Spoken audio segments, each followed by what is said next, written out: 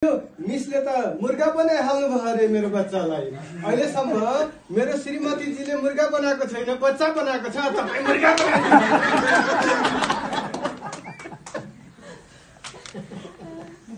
बोलाउनुस् त पहिला बाबुलाई। बोलाइहाल्छु कि। मुकेशबाट एउटा कुरा के छ भने हजुर, यो शहीद नगरपालिकामा जे छ नि हजुर, अब पढाइ पनि शहीदै भइहालेको छ हजुर। केही आउँदैन, मार मार मार मार गोली मार भन्छ। फ्री फायर हानिरहेको थियो अहिले पनि यहीँनिर। अब भन्यो भने मुख दुख्छ हजुर, टेर्दै टेर्दैन। के गर्ने हजुर।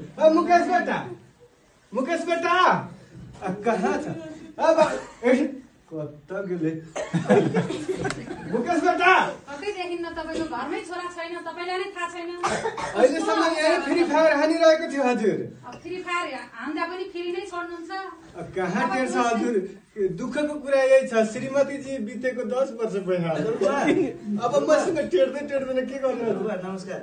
नमस्कार मिस। आइहाल्यो यी मेरो मुकेश बेटा। बेटा के भनिहाल्नु भएको छ? मिसलाई के किन हैरान दिइहाल्यो हाम्रो घरसम्म? 2 दिन स्कुलै गएको छैन। स्कुल त जान्छु भनेर गएको थियो, कहाँबाट फर्केर आइहाल्यो? होइन, जान त जाने विचार थियो, तर स्कुलमा गएपछि मलाई पनिसमेन्ट दिनुहुन्छ। घरि मुर्गा बनाउनुहुन्छ, घरि के गर्नुहुन्छ। चिसो पानी दिइहाल, म्याडमलाई पानी दिइहाल। पहिले गफै मात्रै गर्छ, संस्कारै छैन। कुरा भनेको संस्कारै दिनको बेटा। कुखुरा बनाउनुहुन्छ के? अनि कुखुरा बनाएपछि कुट्नु पनि हुन्छ, अनि कोही पनि छैन, केबाट बनाउनु? पुगेपछि सकिसकेको छ, स्कुलमा गएपछि मलाई पनिसमेन्ट दिनुहुन्छ। म जाँदिनँ यस्तोमा। के भन्छ यो पुनिसमेन्ट? पुलिस पनि दिइहाल्छ। सजाय दिनुहुन्छ क्या? सजाय दिनुहुन्छ। सरले कुखुरा बनाएर हान्नु पनि हुन्छ, सजाय पनि दिनुहुन्छ। म जान्न, पढ्दिनँ म। बात बुझिहाल्यो हामीले। राति 12 बजे पनि मुर्गा बनाएको रहेछ, कुखुरा बनाएको रहेछ त कुखुरी कहाँ कराइरहेको हुन्छ जति बेला पनि। कुखुरा कसरी बनाइहाल्यो मिसले? होमवर्क नबनाएपछि म्याडमले मिसले मलाई भन्नुभयो तपाईँ तिमीलाई कुखुरा बनाउनुपर्छ, त्यही भएर बनाइदिइहाल्नु भयो नि। अब होमवर्क नबनाएपछि बनाइदिनु भयो। तपाईँले कपी किनिदिनु भएको थिएन, कपी पुरै सकिसकेको थियो, त्यही भएर होमवर्क बनाएर लिएर गएको थिएन।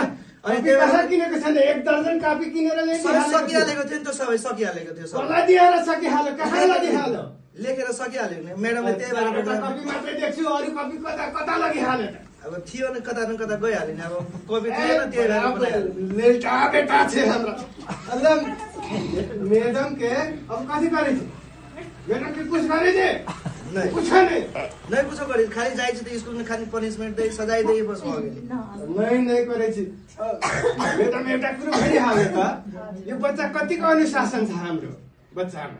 गर्न भनेको कामै गर्दैन, काफी नि काम गर्न कहाँ पठाएको हो? पढ्न पठाएको हो नि। काम गर्न त कहाँ, यही हाम्रो घरमै फुर्सद छैन। अनि विद्यार्थीको काम के हो? लेख्ने, गृह कार्य गर्ने, हैन, एकको कक्षाको काम गर्ने, त्यो काम सोच्नु पर्यो। पढ्ने काम ठीक छ, हो मिसको कुरा ठीक छ। त्यो चाहिँ काम गर्नु पर्यो नि त। के गरिहाल्नु पर्यो मिस? भनिहाल्नु यो बेटालाई अलि राम्रो, यसलाई चाहिँ ठुलो बेटा बनाउनु छ हामी। अब पढाइ लेखाइ छैन, रेवा छैन। ठुलो त भइहालेको छ नि, हातमा मोबाइल दिनुभएको छ, त्यही थिचेर बसेको छ। यो बेगर त पढ्दै पाड्दैन हजुर। किताब छ, मोबाइल छ, किताब छ, मोबाइल छैन त भागिहाल्छ हजुर गाउँतिर। यति महँगो मोबाइल दिनुभएको छ हातमा, कापी चाहिँ खै दिनुभएको? कापी छैन भनेर कापी त हजुर 1 दर्जन किनिदिइहालेको छु। अब फेरि कापी दिन कुनै गाह्रो छैन, हाम्रो पसल आफ्नैमा कपी छ। अब लानु पर्यो नि, कापी यही छ हजुर। झिकेर लान सक्दैन त मागेर हामी दिइहाल्छौँ नि। आफ्नो पसल पनि चलिहालेको छैन। देख्नु, पसल सफा गरिसकेको छैन। ग्राहक आउँदैछ। ए बेटा कपी लिइहाल। यता मिसको अगाडि कपी दिइहाल्छ। मुकेश बेटा कता गइहाल्यो?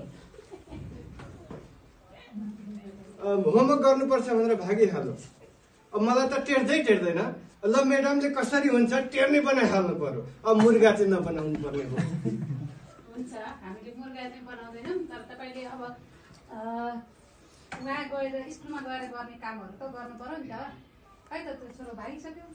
त्यस्तै छ हजुर हाम्रो छोरा। अब म आफू यस्तै छ त छोरा कस्तो हुन्छ? छोरालाई सम्झाउनु, स्कुलमा गर्नुपर्ने कुराहरू स्कुलमा आएर के गर्ने भन्ने कुरा हामीले आचार संहिता बनाएका छौँ। त्यहाँ भएको कुराहरू पालना गर्नुपर्छ। पनि स्कुलमा आउनु, स्कुलमा कति दिन हाजिर भएको छ छैन हेर्नु, निगरानी राख्नु। स्कुलमा तपाईँहरूलाई पनि स्वागत छ। फुर्सदै हुँदैन हजुर पसलबाट। पसलबाट गुजारा गरिहालेको छ।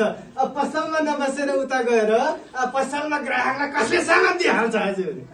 अनि छोरो कसरी ठुलो हुन्छ त? पढ्नु पर्यो। हामीले पठाउने काम हो, पठाइरहेको छ हजुर। राम्रोसँग पढाइदिनु हजुर, हाम्रो त्यही चिन्ता छ हजुर।